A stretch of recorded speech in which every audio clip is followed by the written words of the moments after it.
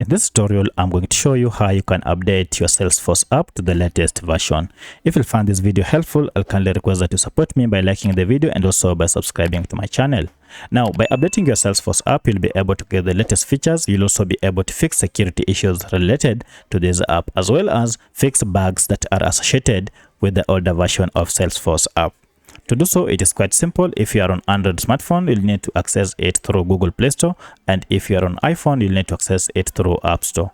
So for my case, I'm on Android, and therefore I'll go ahead and tap on Play Store here, and from here I'll search for my app and then tap on it to open. Now at this point, look for any option called Update here, and then go ahead and tap on it to update it to the latest version.